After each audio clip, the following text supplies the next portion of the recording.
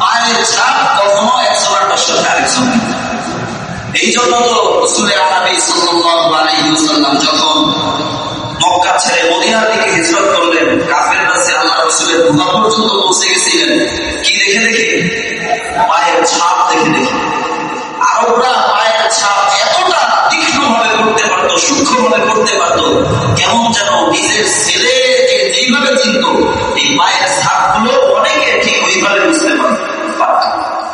বিশেষজ্ঞ ছিল তার, পায়ের ছাপের বিশেষজ্ঞ। তো যাই হোক, একটু যদি আমরা শুধু এই বিষয়টার দিকে কল্পনা করি যে রবের এই যে গোডাউন, মানুষ বানানোর যে গোডাউন, এই গোডাউনে আমার মতো হাজারো মানুষ আছে, কিন্তু আমার মতো দ্বিতীয়টা নেই। কথা বলেন ঠিক কিনা? আমার মতো দ্বিতীয়টা আছে না? আরে বান্দা, তোমার মতো দ্বিতীয়টা রব বানান নাই। তুমি একজনই, তোমার মতো দ্বিতীয় কেউ নাই।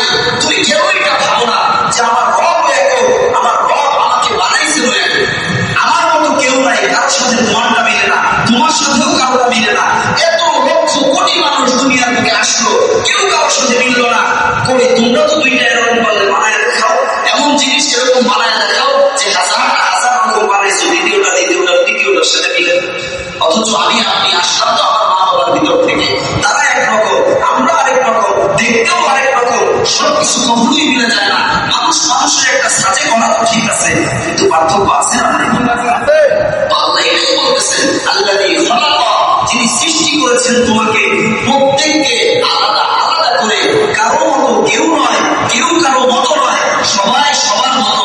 তাইলে রবের এই যে গোডাউন, রবের এই গোডাউনে আছে, তাইলে কত সুবহানাল্লাহ। আরে আল্লাহ তাসবিহ করার জন্য, আল্লাহর বড়াইকে ঘোষণা করার জন্য এই একটা বিষয়ই তো যথেষ্ট। মালিক বলতেছেন, তুমি আমার প্রশংসা করবা, কেন করবা জানো?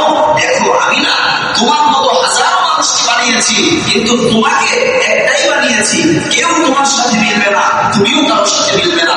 তোমার যদি আমার প্রশংসা করার প্রয়োজন পড়ে, এর যদি কোনো দলিলের দরকার হয়, তাহলে তুমি দলিলটা নিয়ে নাও যে দেখো আমি না আর কারো মতো নয়, আমার মতো আর কেউ নাই, আমি আমার মতোই, আমার রব যেমন আলাদা, রব আমাকে বানিয়েছিল। সুবহানাল্লাহ। আল্লাহ বলেন, এটা তো একটা কারণ যে আমি তোমাকে আলাদা করে সৃষ্টি করেছি। কোন ধরনের মিসাল বা নজির ছাড়া বান্দা, আমি তোমাকে সৃষ্টি করেছি। আল্লাযী খালাকা, ও বান্দা, আমি তোমাকে শুধুই সৃষ্টি করি নাই, শুধু সৃষ্টি করেই ক্ষেত্র দিছি এমন নয়। দুনিয়ার বুকে বিজ্ঞানীরা হাজারো জিনিস তৈরি করে, কিন্তু তৈরি করার পরে একটা আরেকটার সাথে ঝামেলা লেগে যায়। নেগেটিভ পজিটিভের সাথে মিলানো যায় না, পজিটিভ নেগেটিভের সাথে মিলানো যায় না। বান্দা, আমি নাকের ছিদ্র এমন ভাবে দিছি যেটা চোখের সাথে লেগে যায় নাই। তোমার দাঁতগুলোকে আমি এমন ভাবে সাজাইছি, জিহ্বাটাকে এমন ভাবে রাখছি, চাইলে কিন্তু জিহ্বাটা প্রতিনিয়ত তাদের জিহ্বায় করতে পারতো কি পারতো না? বলে মাগার আল্লাহ রাব্বুল আলামিন এমন এক সাপ দিয়ে আমার জিহ্বাকে বানাইছেন, এমন হুকুম দিয়ে দিয়েছেন, হাজারো বার দুই পাটি দাঁত আমি আপনি একসাথে করতেছি, লাগিয়ে জিহ্বায় কামড় খায় না। নরম একটা জিনিস যদি শক্ত জিনিসের জিহ্বায় পড়তো, তাইলে কি অবস্থাটাই হইতো?